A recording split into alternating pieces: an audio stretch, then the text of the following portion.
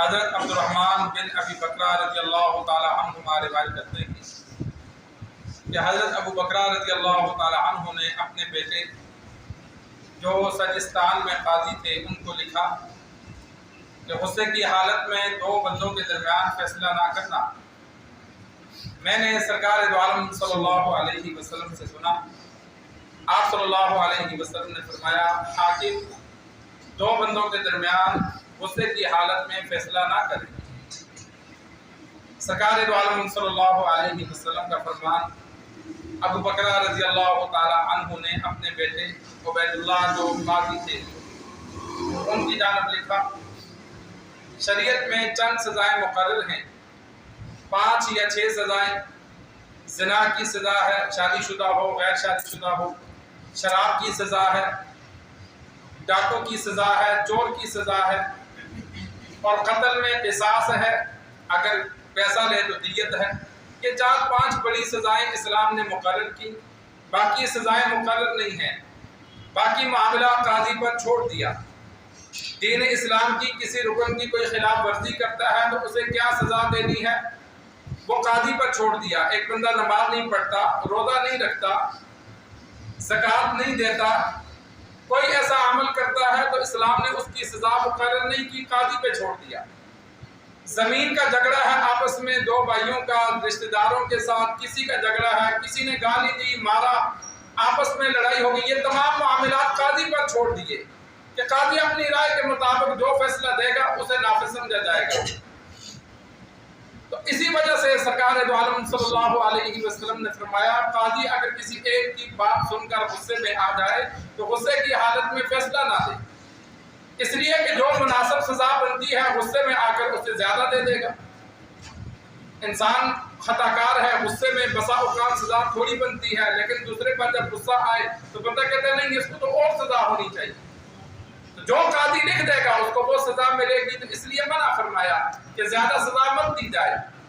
غصے میں ہو جاتا ہے، ابھی حالیہ واقعہ ہے، ہمارے ساتھ عارف گزار استاد ہیں، بارشوں کی وجہ سے ان کا نقصان ہوا، توسا کے علاقے کے رہنے والے، وہ حکومت کی جانب سے پٹواری مختلف علاقوں میں گئے کہ بھائی کس کس کا کتنا نقصان ہوا، جو پٹواری فیصلہ دے گا حکومت نے اسی حساب سے رقم بھیجنی ہوتی ہے۔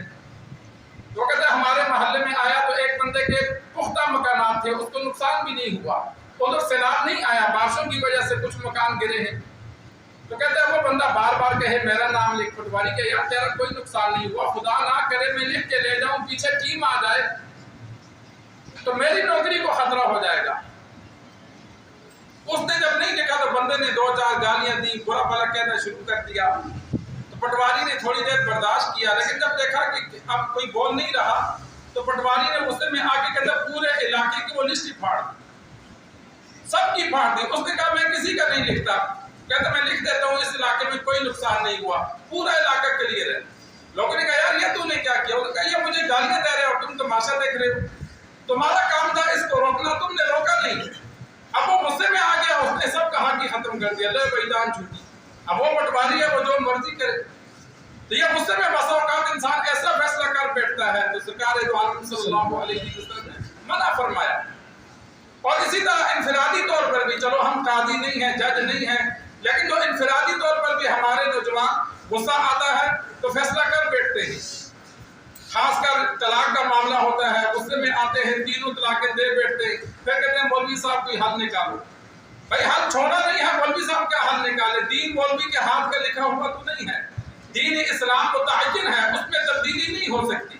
اب ہم نے اس کے مطابق چلنا ہے، ہم جلد بازی کریں گے، غلط فیصلہ کریں گے تو وہ غلط ہو گیا، اب اس کو دوبارہ ٹھیک نہیں ہو سکتا۔ تو اس لیے کوئی بھی معاملہ ہے تو اس میں تھوڑا سا غصہ ٹھنڈا ہو جائے، وقتی طور پر انسان فیصلہ نہ کرے، 1 دن رہنے دے، 2 دن رہنے دے، غصہ ٹھنڈا ہو جائے، پھر سوچ وچار کر کے نفع نقصان دے کر پھر فیصلہ کرے۔ یہ دیکھے کہ اس فیصلے پر میرا نفع کتنا ہے، نقصان کتنا ہے، دنیا کا نقصان کتنا ہے اور آخرت کا نقصان کتنا ہے۔ ہم مسلمان اصل میں ناکام اسی وجہ سے ہوتے ہیں کہ کاروبار شروع کریں گے، کوئی معاملہ کریں گے، کہیں اچھا برے کا فیصلہ کریں گے تو اس کا انجام نہیں دیکھتے، کہتے ہیں جو ہوگا دیکھی جائے گی، بس فیصلہ کر بیٹھتے ہیں تو بعد میں اس کا نقصان اٹھانا پڑتا ہے۔ تو طلاق میں شریعت نے یہ حد رکھا کہ انسان کو غصہ آئے تو بیوی کو ڈانٹے، برا برا کہے، مارے، طلاق مت دے۔ ناراضگی ہو گئی، حد سے بڑھ گئی، تو فرمایا لڑکی کی طرف سے لڑکے کی طرف سے ثالث مقرر کیا جائے، جو دونوں بیٹھ کر یہ فیصلہ کریں، لڑکی کی بات سنیں، لڑکے کی بات سنیں، پھر سوچیں کہ یہ اکٹھے رہ سکتے ہیں، نہیں رہ سکتے۔ اگر وہ فیصلہ کر دیں کہ نہیں بھائی یہ میاں بیوی بن کے نہیں رہ سکتے، تو پھر خاوند کو حکم دیا گیا ہے کہ وہ ایک طلاق دے، تاکہ دوبارہ صلح بھی ہو سکے، اور 3 مہینے کے بعد اگر عورت آگے شادی کرتی ہے تو وہ آگے شادی بھی کر سکے، اور اگر شادی نہیں کر سکتی تو دوبارہ نکاح زندگی بھر ہو سکے گا۔ لیکن ہم نہ بڑوں سے مشورہ لیتے ہیں، نہ سوچتے ہیں، غصے میں آ کے سیدھی 3 طلاقیں یا میسج میں بھیج دیتے ہیں یا فون پہ کہہ دیتے ہیں، پھر پچھتاتے ہیں۔ تو یہ غصے میں کوئی بھی معاملہ ہو، لین دین کا معاملہ ہو، کسی سے لڑائی ہو، تو انسان اپنے آپ کو کنٹرول میں رکھے، فوراً فیصلہ نہ کرے، فیصلہ سوچ سمجھ کر کرے۔ انفرادی طور پر بھی اور اجتماعی طور پر بھی سرکار دو عالم صلی اللہ علیہ وسلم نے قاضیوں کو حکم دیا کہ کہیں بھی کوئی سزا دینی ہے تو غصے کی حالت میں سزا نہ دی جائے، غصہ آئے تو فیصلے کو روک دیا جائے، اگلے دن دیا جائے، گھنٹہ 2 ٹھہر کے پھر دیا جائے جب نارمل حالت ہو، تاکہ کسی پر زیادتی نہ ہو۔ اللہ سے دعا ہے اللہ ہمیں دین سیکھ کر سمجھ کر عمل کرنے کی توفیق عطا فرمائے۔